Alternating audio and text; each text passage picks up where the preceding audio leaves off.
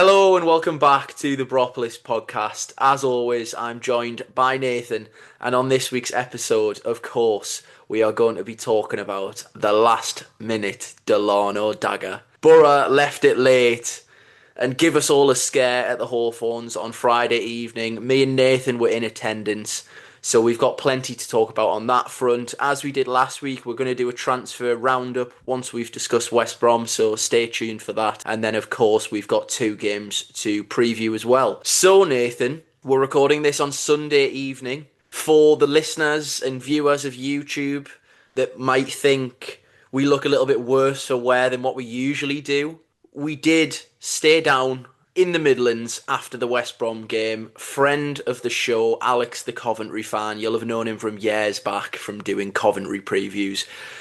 We spent the weekend with him, didn't we? We celebrated the victory on Friday night and then had quite the fun day yesterday, despite the results not really going in our favour. But yeah, Nathan, we've had a reason to celebrate, to be honest. Whenever we usually make that trip and see Alex, it's usually coming back from the CBS with a tripping over our own miserable faces. So we really made the most of it. So if Nathan's coughing throughout the podcast or we both just look a little bit paler and a little bit tired, then there is Guinness to blame for that kind of thing. Let's talk about Friday night, Nathan, because it was just one of those games in a season where you feel like, and you don't want to go too early, but it feels like a really important and potentially defining, I guess, last minute goal in a season where Boro are really continuing on. I know it's January and there's still lots of the season left, but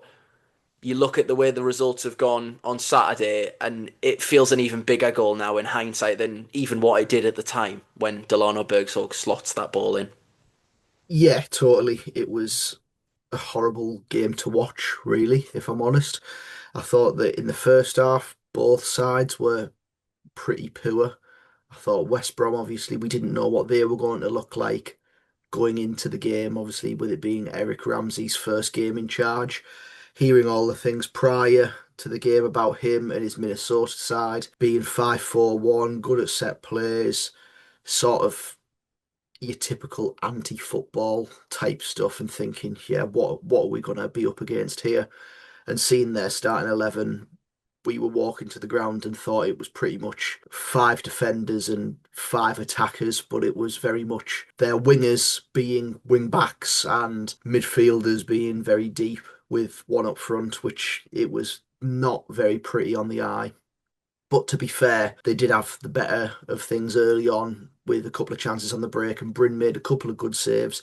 Borough nearly the architects of their own downfall a little bit. Brown throwing the ball across our own box to Luke Ayling, and he slipped, and Hegabo got in, and Bryn made a really good save from that. But yeah, we struggled to sort of get a foothold early on, but once we did, we enjoyed lots of possession in and around their box, but horseshoed it round quite a lot without really finding that killer pass to create an opportunity until just before the break, and we get a little bit of good fortune, which is sometimes what you need. It's a strange one, isn't it? Charlie Taylor puts it in the top corner with a top finish, to be fair to him. Yeah, I mean, we're obviously watching this from the away end, and I'm actually totally still thinking things back from the game in my mind in terms of my view watching it live. And even though now I've seen it from multiple angles, I've seen it on Sky Sports, I've seen it with commentary, I just can't work out how or why he's managed this, to be honest.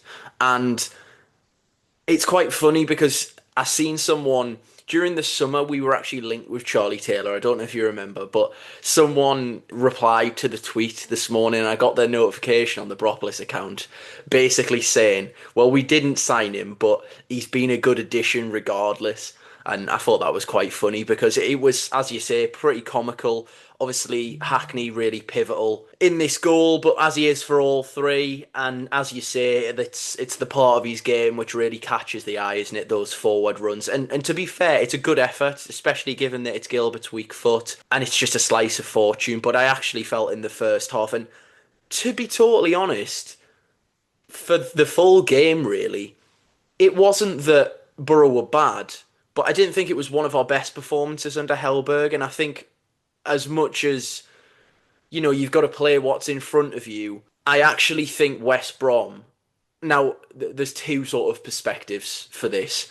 I'm going to praise West Brom in the sense of I think we weren't as good as usual because they didn't allow us to be. But that is also down to the fact that they have quite literally, as you've put it, effectively played with almost nine defenders, it felt like at times, and we couldn't do anything other than horseshoe it around. So those moments of brilliance from Hackney in terms of just getting his head down and going on his little mazy run through midfield were integral because otherwise we weren't creating anything at all. I'm not sure how I would feel if I'm a West Brom fan watching that and thinking, God almighty, that's a home game that we're playing like this. It was really interesting that loads of West Brom fans were of the opinion that Boro were great and they're one of the best teams to come at the Hawthorns all season, given that, I mean, we've both obviously spoken about the game and neither of us felt that it was a particularly impressive performance. The result was impressive, but not the performance as such. So credit to West Brom, I guess, because they did play their part in,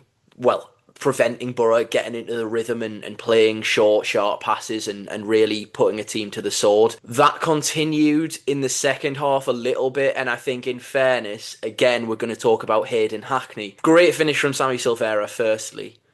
But actually, even 2-0, I didn't feel like we were lucky to be 2-0 up, but I didn't feel like almost some of the Hellberg performances we've raced into leads and scored three goals in quick succession. It didn't have that feeling really. It's a bit of a weird one from me because, as I say, there was the one chance that you mentioned, the Hegebo one first half. We obviously score from an own goal. I think Morris had an effort that was relatively close in the first half. But other than that, we weren't really creating anything, to be honest. Yeah, there wasn't too much, was there? As you mentioned, that Morris chance. Conway had one which didn't really threaten too much, a shot on target, but the Silvera goal is actually our first shot of the second half. So That's probably it why it shows doesn't that feel on like many chances then.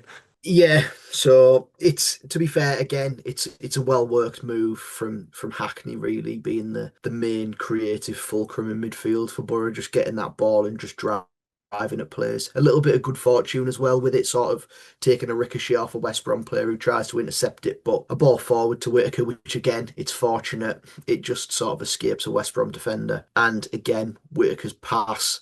He's slightly behind Silvera, so I think he does quite well to shuffle it out of his feet. And from our view in the away end, as soon as he hit it, you can see it go through the defender's legs and into that far corner. And as you say, it didn't feel like we really deserved to be 2-0 up because we hadn't created mass amounts, but on a night when chances were sort of few and far between, we were clinical. Yeah, we were. And then there was basically just a really weird swing in momentum all of a sudden. And it just kind of comes from, I think it's initially a Tommy Conway pass that's a little bit astray and West Brom win the ball back. And ultimately, I know everyone's seen it back now, of course, we're 2 days on. It's a penalty Sammy Silvera commits. And you kind of think, right, great, Borough have got away with one.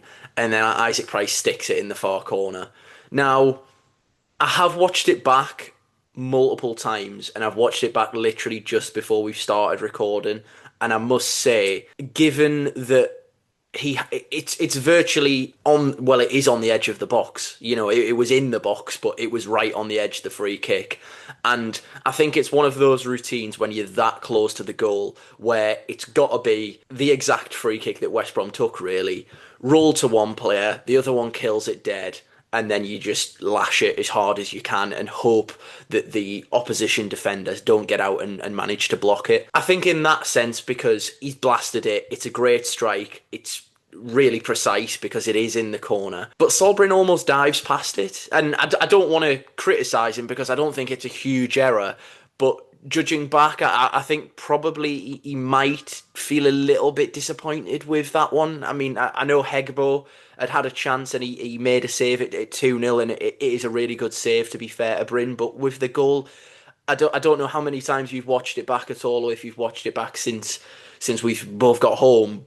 But yeah, I did feel like it was one that Bryn might look back on and be a little bit frustrated. Yeah, I think he takes a step towards that right hand side, which, look, I'm not necessarily clued up all too much on goalkeeping, but I don't think many players would go over the wall or under the wall from that sort of range. Bryn takes that step and obviously has to sort of readjust his momentum and take him the other way. But yeah, I think he'll be slightly disappointed. But again, it's close range. They shift it just wide of the wall, and Price strikes it really well. I think from Bryn's perspective, he has to react very quickly and just doesn't get there, which you can't really blame him all too much for that. I don't think it was a great strike, but it, as you said, the game just swung out of nowhere, really. West Brom get that goal, get that leveller, and the tide just sort of turned, and they had one chance before the equaliser, which was Price again from a similar sort of range, just whips it wide of the post.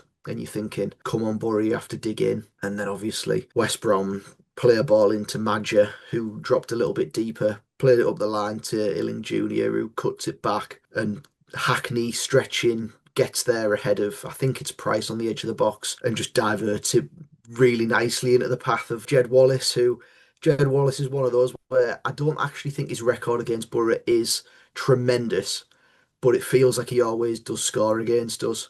Yeah. I was literally just about to say that Millwall side for a few years caused Borough absolute horror, really. And I mean, to be fair, even whilst he's been at West Brom, it feels like he's one of them that's probably got five or six. And in reality, if you check the stats, probably only about 2 goals or 3 goals. But yeah, I totally get that. And I think, in fairness, in terms of the goal, it's actually a really good finish from Jed Wallace. Fortuitous in the sense of Hackney's tackle goes into his path. But at 2-2, I must say, at 2-2, Dale Fry comes on. Hellberg's since said that that wasn't a change that they were intending to make at 2-2. They wanted to do it earlier and just couldn't get him on, basically. And I think, to be honest, it speaks volumes, really. And of course, even at 2-2 more so, but at 2-1, how much that momentum shift was a factor in that kind of crazy little 5-10 minute period, because sticking another centre half on, there was a little bit in the away end of people kind of thinking, like, yeah, okay, it's 2-2, but is that us just saying, right, we'll shut up shop now and it's going to be a point?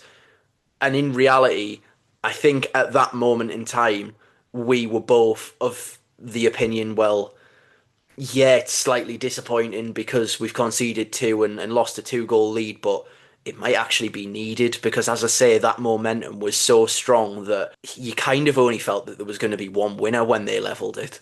Oh, totally. Yeah, the momentum had swung completely, and I just felt, yeah, we're going to absolutely melt away in this game, and it's going to go 3-2 West Brom. They're going to pile the pressure on and get that winner. The script was written almost for them, with it being Ramsey's first game and the comeback from 2-0 down on Sky. I just thought, yeah, we're going to become a cropper here. But in the end, we sort of regained our composure a little bit. And again, didn't create mass amounts after that equaliser from Jed Wallace, but the goal that we do score is Boro being cool and calm and composed in a key moment in the game, and it's just a really, really well worked goal. I think from a Boro perspective, it's a well worked goal, but from a West Brom perspective, I'd be absolutely furious with the midfielders because Aidan Morris picks that ball up in midfield, and it's a tremendous pass through the lines to Hackney, but Hackney stood in between about four West Brom defenders and just no one picks him up. You'd be Yeah. furious. I think, in fairness to Aidan Morris as well, a lot of praise is deserved and it's just a tiny little detail, but when you're playing against a low block, and to be fair, Aidan Morris probably doesn't. Aidan Morris is fantastic, but I do think that's one area of the game that he could potentially improve on. Well, that and his shooting. What I was going to say was his progressive passes. Hackney's really good at it, but in terms of those intricate ones that you've got to slap through the lines, and in this one, his body shape basically does all the work. And it's frustrating, again, from a West Brom perspective, you don't let Hayden Hackney have that much space, but Aidan Morris is literally looking out as though he's going to just play a pass out to the fullback or try and slip in a wide player, and he just reverses it, and his body shape just does all of the work in probably almost like Britain in a different circumstance. That one step from a West Brom defender that probably just gives Boro that extra few little seconds or milliseconds even for Hackney to control the ball and progress it onto Silvera before he slips Bergzorg in. But yeah, a special mention to that pass because he doesn't do it enough. But I mean, boy, when we needed him to, he delivered in fairness. Yeah, and it looked like a move off the training ground, in fairness, with that ball finding Hackney on one touch. He pings it into Silvera, which, to be fair, it's just sort of like a controlled touch into Silvera's path. And he controls it on one foot, and then with the next, just plays a nice measured pass in behind for Bergzorg. And as he does that, and we're stood in the away end, obviously, we can't pause the moment and have the conversation as it's happening. But I think we're both thinking, please just hit the target. Please just hit the target and don't do anything stupid like taking a touch or rolling your foot over the top of the ball or anything like that. Just hard and low. And I think I've put it in the notes that it's a Undella-like finish, which he just drives it low and hard into the far corner, and it's just absolute pandemonium. Yeah, I mean, it completely is. And as you say, with the greatest respect in the world, it is the most unlike Delano Bergsorg's strike you're possibly ever going to see, really. And I mean, from that moment onwards, it was just carnage, really. I've got, which I will share on the Twitter account once the podcast goes live. But I've just got a hilarious video of Nathan, who's ended up. I mean, we were the last seats in the row. Nathan is in a different row to the one he's meant to be. Sort of, they've got the safe standing railings up at West Brom, like they obviously do in many away grounds now. So he's got one foot on one of the barriers, chanting away, jumping up and down like a lunatic, and he sort of just recovers himself, composes himself, and then walks back towards me, who's recording it. I was recording the players celebrating, and then it pans to you, and you're sort of just like slicking back your hair, sweating, taking a massive deep breath as if to say, God's sake, Borough, please just stop doing this to me. I can't do it anymore. But yeah, complete and utter madness in the away end. And I think it was not only a celebration of the goal, I think a lot of people in that away end, again, with the greatest respect in the world, were just in complete shock that Delano Bergzorg did that. And I think, given all of the speculation and the fact that he quite well could still move on in this transfer window, we'll obviously get onto that in a little bit. If that is his last touch of a ball in a Middlesbrough shirt, you literally could not pick a better moment, could you? Because yeah, it is a really, really good finish, and he does deserve an awful amount of credit for that. And I think, to be honest, although in the stadium, even when it goes 3-2, you're thinking, oh my God, just close this game out. And it felt like a lifetime. I think there was only 94 and the referee played until 96 and a half. And we're kind of going, just blow the whistle, blow the whistle. But I never actually felt, now that the emotions drained out of me, they never like really scared us at all. I know they only had like a limited amount of time anyway. But I felt like, in fairness, I mean, we'd learn from our mistakes, because I felt the last 5 or 6 minutes, if you want to call it that, we managed the game really well. And a special mention, we'll get on to individual praise, but a special mention to Matt Targett and Malanda, Ayling, and even Alan Brown, to be fair. The back four in those closing minutes, especially Malanda, won so many headers, and Targett just really intricate, neat passes where the easy thing to do would just be hook it down the line or hook it back to West Brom's goalkeeper. And then they gain the ball again, they regain possession, and he can take a couple of touches, because obviously we're sitting deep at this point, as you would be. But it gives them a chance to load one in or clip a ball into whoever it was that they had playing up top at that moment.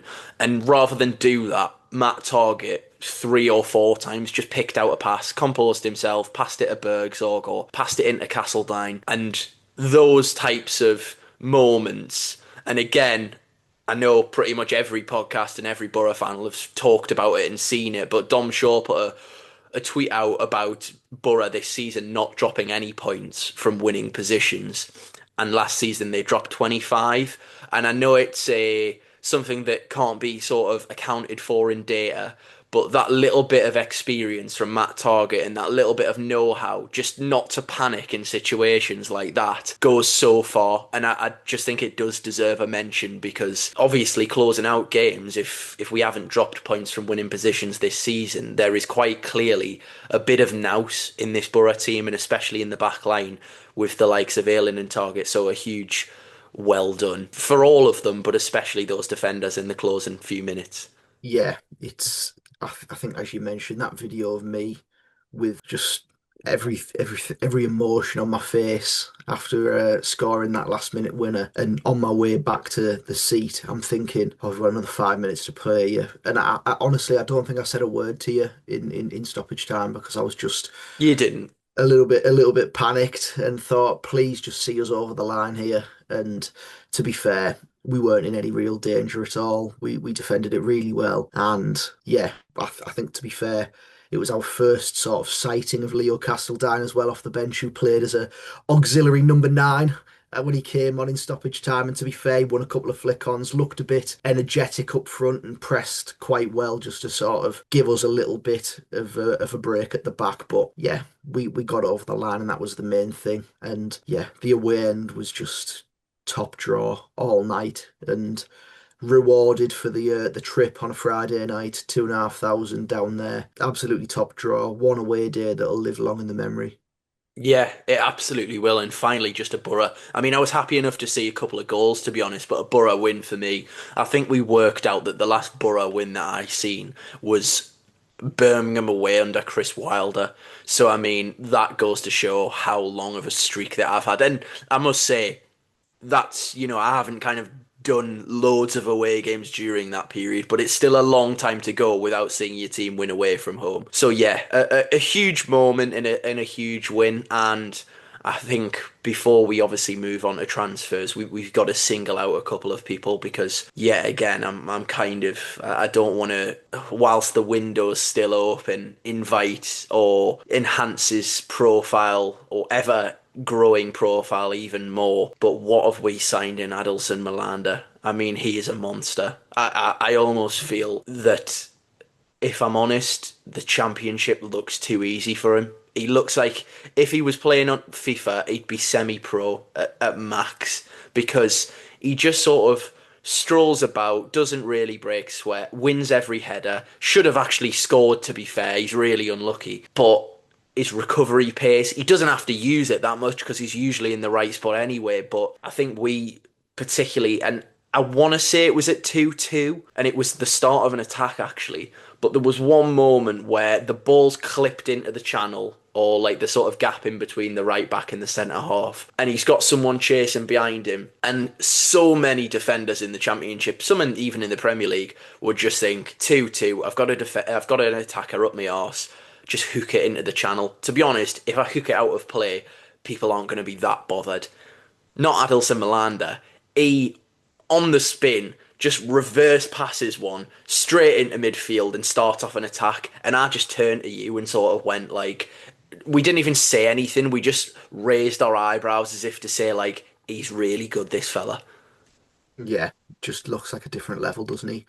And to be fair, you are right. He should have scored that header in the end. I've watched it back a couple of times and he does really well, first of all, to climb above his man, but it plants that header into the ground and on another day, it's an inch further forward and it just bounces nicely into the roof of the net and you're 3-0 up and it's game done. But that would have just topped off his performance. It sounds funny considering we're talking about it and we've conceded 2 goals on a night, but Yeah. yeah, he was really, really good and just looks more comfortable week on week. I think he is going to be a real difference maker for us at the back. Yeah, and I know there is someone that you'll want to praise. You're his biggest fan. I think most Middlesbrough fans are his biggest fan, but I know you especially just want to wax lyrical about Hayden Hackney to whoever it is that was willing to talk about Hayden Hackney to you. I mean, in fairness, it's sometimes, of course, I think with Hayden Hackney, and I'm guilty of this to be honest, sometimes he'll produce a performance like he did on Friday, and he's involved in every goal. But other elements of his performance, you almost and we shouldn't, because there is a strong chance if we don't get promoted that this will be Hackney's last season in a Middlesbrough shirt. But I think you've just almost, I think this season especially, you've almost just began to anticipate him doing things that not a lot of championship midfielders can do, like the runs for all three goals, the little one touch pass for the third. I know it looks just like a simple layoff, but it's with his weak foot and it's absolutely weighted to perfection. And having watched the game in large sections back now, I am kind of coming away thinking, God, I didn't realise he'd performed as well as he even had done whilst standing in the away end watching it. Yeah, do you want to know what? I'd actually agree with you there that I didn't realise how well he performed. And we obviously were stood there in the away end and they gave him man of the match again. You're thinking, how can he man of the match again? They just give him it every week. But yeah, he was involved in every goal and really, really important in every goal as well. Even their goal, he set it up. So Got an assist from yeah, it was yeah, so yeah, he's just absolutely top drawer, and it is genuinely a case of enjoy him while you can because he's not a championship footballer. He is the level above, really. You'd be surprised to see him in this division for another season after this. So yeah, enjoy him while you can, and fingers crossed it ends the way that we all want it. The Borough fans want it, the way that Hackney would want it as well. Absolutely. So I think that's West Brom done. Now for the roundup. Some people may have just skipped through all of that and just want to hear us talk about transfers, so we're going to do that right now. We did say at the time of recording last week, we're going to let you know at what time we're recording because in the transfer window, things can happen in a flash.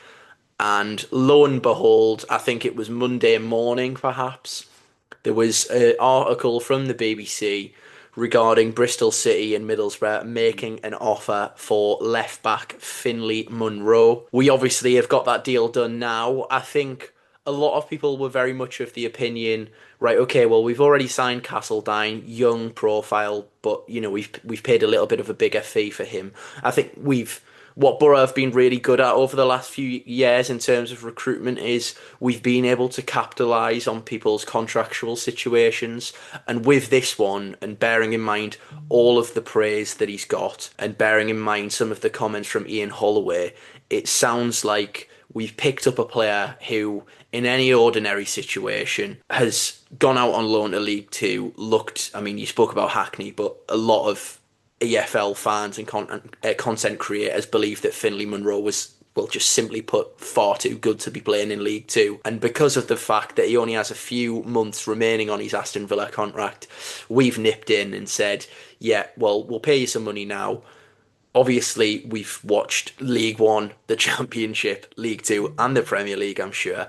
But interesting in the sense that because it is quite the jump. I know he's not a. It's not like we're signing a Swindon Academy product. He's played or very limited minutes, but he's been in and amongst the first team for Aston Villa. But regardless, it's a big step up, and yet they've invested 350,000. I think it's between those two. It hasn't been a confirmed figure, and I think what speaks volumes with this deal in terms of what Aston Villa think of the situation is they've inserted a 30% sell-on clause, which is quite a heavy one really for a transfer deal. So they obviously have one belief in his ability as a player, but also Borough to develop a player, a young player, and obviously they're reaping the rewards of that at the moment. Yeah, totally. He looks pretty good from the clips that I've seen of him, and it's another one that comes in with heavy praise from his previous club. Swindon fans absolutely gutted to lose him. They're trying to push for promotion from League Two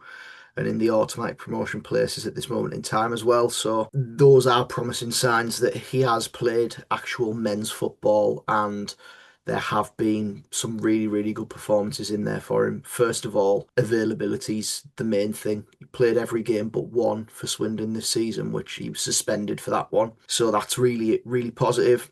And 2 goals and 7 assists in 27 games for Swindon, which is, yeah, it's really good numbers for a young player coming in and playing his first season in men's football in England. So that is really, really nice. And to be fair, I think that tying him down to a long-term deal, that there will be sort of an expectation that he'll be here for the long term, and he is more of a project player. He might not come in and make an immediate impact, but he will be in and around the first team, and obviously another defender will help us out in an area where, as mentioned previously, we don't mind picking up quite a lot of injuries, so that is really, really important. And also the added bonus that he doesn't count at the squad list, does he? Because he's 20 years old, so that's really, really nice. And the under-21s played today, didn't they? And there was a lot of first teamers involved with that. Munro played in that and scored 2 goals from left back. Yeah, we might have signed the Leighton Baines regen because I seem to have seen a lot of comments about his set piece delivery as well. So that never goes amiss because we haven't had really a set piece specialist in I can't even think how long really. It's not even worth thinking about. My mind straight away went to Maro and Zamama. I don't know why, just because I've seen him score a free kick once perhaps. But yeah, he was certainly not a specialist in anything really, Maro and Zamama. It was one left back in, one left back out. It is Lucas Engels' time at Middlesbrough over.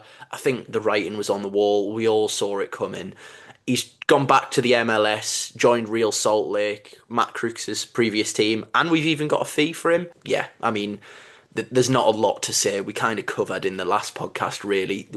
We were under the impression that he was going to go, and we weren't that bothered if he did. So, all the best to him.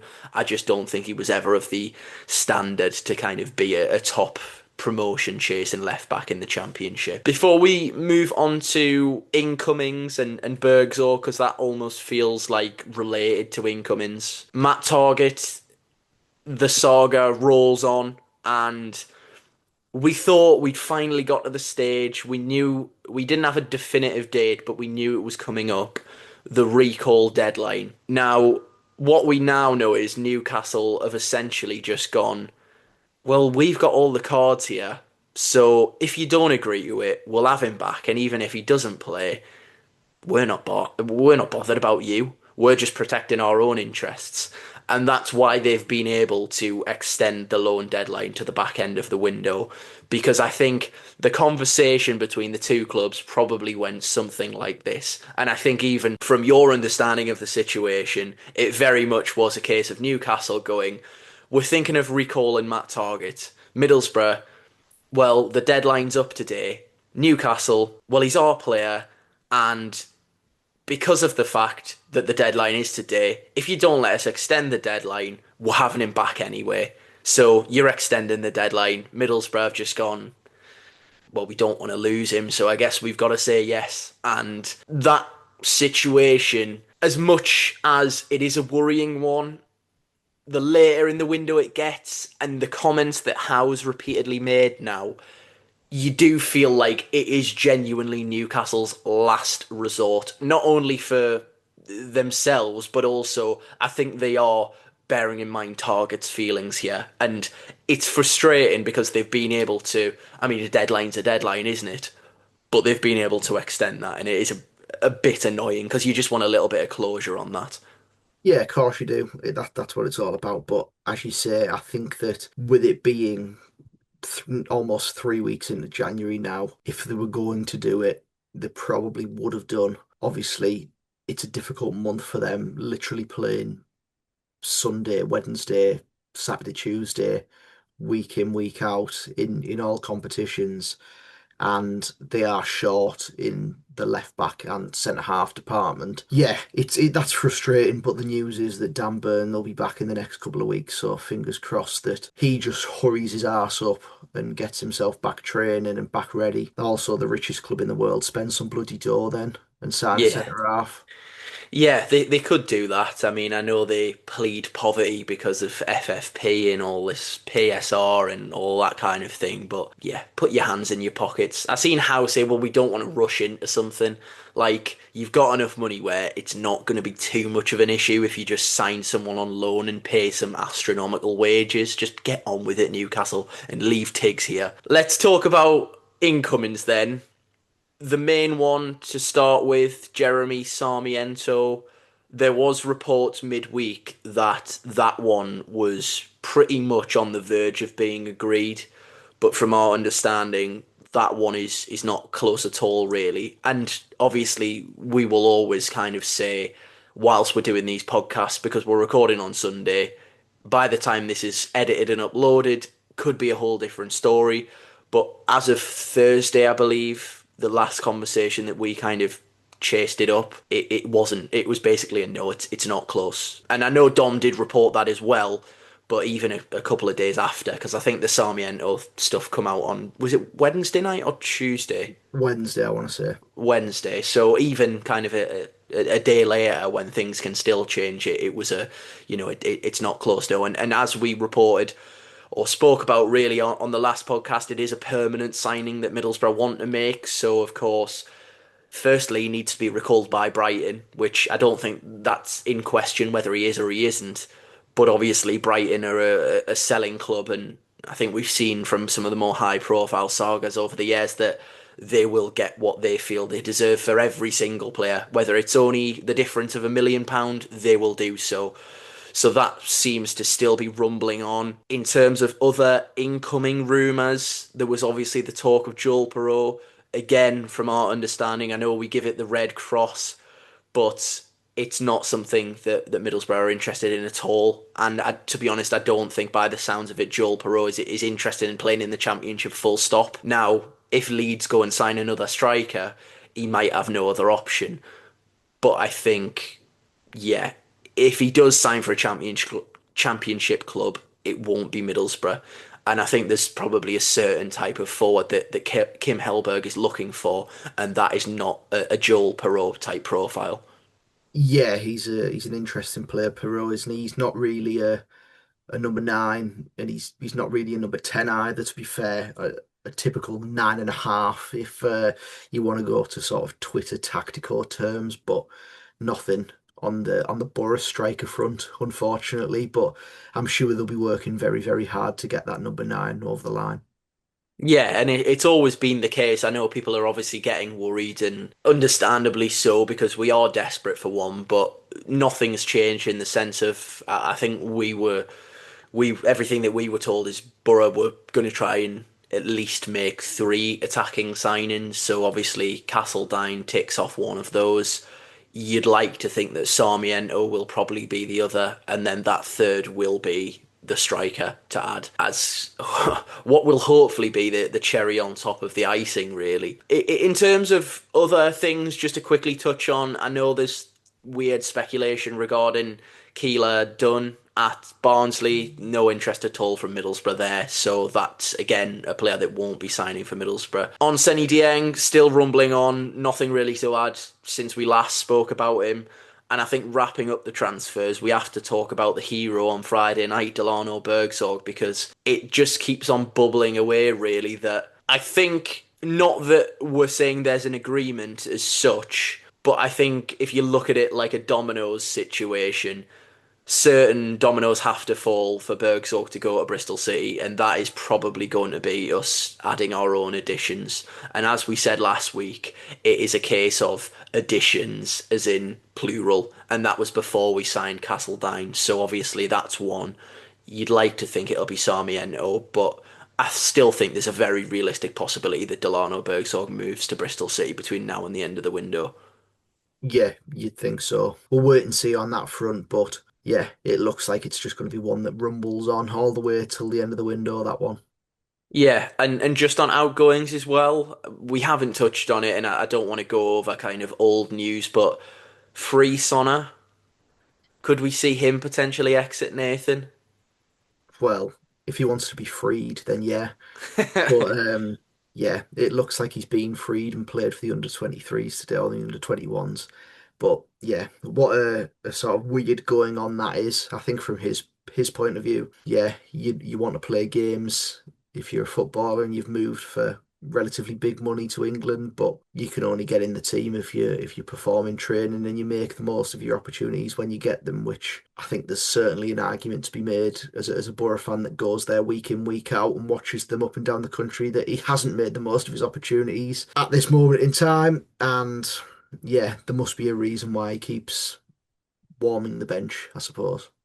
Yeah, and I think that's another one where there is probably a possibility that he could go, but it would be very much depending on who Borough bring in. So, in the meantime, Sonjay. please just knuckle down, stay off Instagram and TikTok, and just try and get yourself back in the team by performing well in training.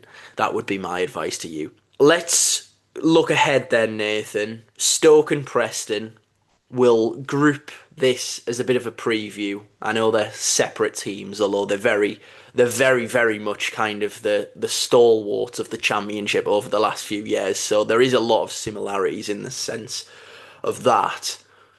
Stoke is obviously Wednesday night, probably going to be cold, probably going to be windy, and it's probably going to be everything that the cliche a cold, wet, windy night in Stoke has to offer against Mark Robins and a Stoke team that over the last few years, in fairness, do seem to turn it on against Boro for some reason. I don't know why. I still think of that performance that they put up against Boro when we were flying high. Akpom scored on the night and Stoke turned into, I don't know, 80s Brazil. And to be fair, they looked pretty good in the second half, even during the draw, whilst Rob Edwards was still in charge. Sorba Thomas give Sammy Silvera a bit of an evening playing right back in a four. What do you think about that challenge? Yeah, grim, if I'm honest. I think that this week, Stoke and Preston is as difficult of a week that you can get in the Championship. I know that might sound a little bit daft, considering they aren't necessarily parachute teams and maybe not the teams with the most quality in the division. But Mark Robbins has made Stoke into much more of a useful side as they have been for, well, since they got relegated back into the Championship, really. And they are pushing up the top end of the division, trying to get into the playoff places. Obviously, like most teams, they've struggled in the last sort of month or so for form, but in the last couple of weeks, they have sort of pulled it round a little bit and got some good away wins away at Hull and Norwich, and then obviously knocking Coventry out the FA Cup. Yesterday, drew against QPR at home, and yeah, it's going to be a difficult challenge going there. There's no bones about that.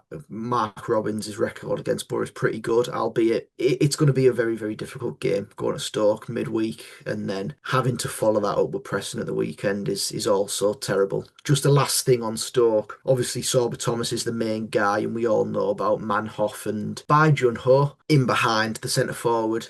However, I'm thinking that Stoke are going to be struggling for a number nine ahead of the game on Wednesday night. They have Robert Bozanic out injured. I think his shoulder popped out of place in the Hull game a couple of weeks ago. So they've been playing Divine Mubama up front, but he was stretchered off after 56 minutes yesterday. Maybe we see Sam Gallagher brought back in from the cold. Right, swiftly moving on. Moving on to Preston, which, Actually, just on Stoke and injury fronts, I think one of the big real talking points actually is the fact that they're going to be without Victor Johansson in goal, who yeah, loves a worldie against Borough, and they have replaced him with Gavin Bazunu of all goalkeepers. Now, I'm not one to tell EFL recruitment teams or managers how they should be doing their jobs, but he would not have been top of my list in terms of my go-to emergency option for a loan. So bizarre. yeah, a very strange one that the trip to Stoke is going to be a very difficult one, and then you follow that up with Preston at home, which there was a conversation that we were having in the car on the way down to West Brom on Friday about the next couple of games against Stoke and Preston, and then in a few weeks we've got Sheffield United and Coventry, and it was which two do you think are more difficult? Because both are obviously horrific, but for me, and it sounds stupid, but you got to hear me out. But I think that it is these two. An away trip to Stoke is grim at the best of times, but we're sort of not down to the bare bones, but there isn't too much rotation in the 11 available for Borough. So we have to reload and go again on Wednesday night and have to make the trip down there. And then we follow that up with Preston on Saturday, half 12 kickoff, which is terrible. Yeah. And then when I think of Preston, I just think of the most sort of stubborn, hard-working team in the division. They probably haven't got the most quality, but it doesn't matter who they play. They always give them a good game. They always give us a good game as well. I think that when the onus isn't on them to take the game to a team, that's when they shine.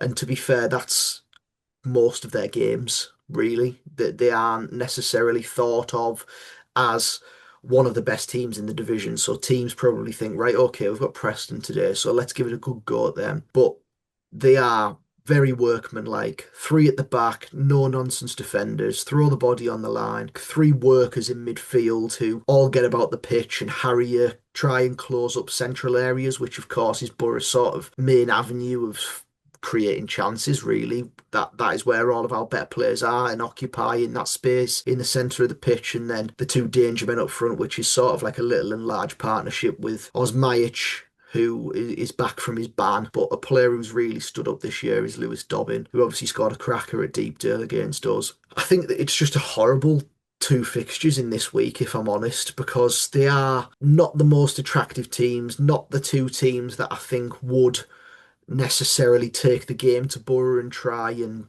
play against us, but they'll be the type that, especially Preston, are going to come at the Riverside and go on then, break us down, and it's up to us to get that early goal, because obviously our record, as Dom said on Friday night, from scoring goals and leading in games is second to none this season. So fingers crossed we can get in front in both those games, and the games open up nicely for us to create a couple more opportunities and put these teams to bed, and not throw games away to go 2-2 in games, because my heart can't Nathan, take yeah, anymore. I mean, you'll obviously, if you've got to this point of the podcast, just look out on the Boropolis X feed, because I will post.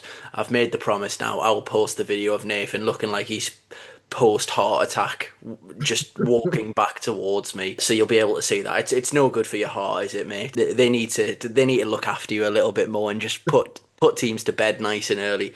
But yeah, I think it's going to be one of those, as you say, where the first goal is absolutely crucial, and I think possibly even more so the home game against Preston, because it's a Paul Heckingbottom side and they have a bit of Hecky magic. And what Hecky's magic is just basically the same magic that there was a TikTok trend around not long ago regarding parking the bus and basically just not even trying to attack. So yeah, we'll look forward to watching Borough try and break that down, and hopefully we've got the likes of Riley McGree back involved, and possibly even a Jeremy Sarmiento or someone like that picking up pockets and exploiting the spaces, the very limited space that they leave you in the front end of the pitch. But yeah, Nathan, I think we'll call it there. Another episode of the Boropolis podcast done and dusted. I will say, please do, as always, subscribe if you haven't already. Please like and rate us on your podcast platforms if you're listening, rather than looking at our tired eyes on YouTube right now. And yeah, Nathan, unless there's anything else that you'd like to add, a weekend in the Midlands ticked off, a win ticked off, and a podcast ticked off. So all round a pretty good weekend. Yeah, not bad at all. Not bad going for us. And the first away win that me and you have had together. So that's an absolute bonus as well. So really, really nice. Fingers crossed Borough can do the business this week in what is two really, really tricky games in the Championship. Absolutely. Well, as I say, I won't ramble on any longer. Thanks everyone for watching and listening, and that has been another episode of the Boropolis podcast.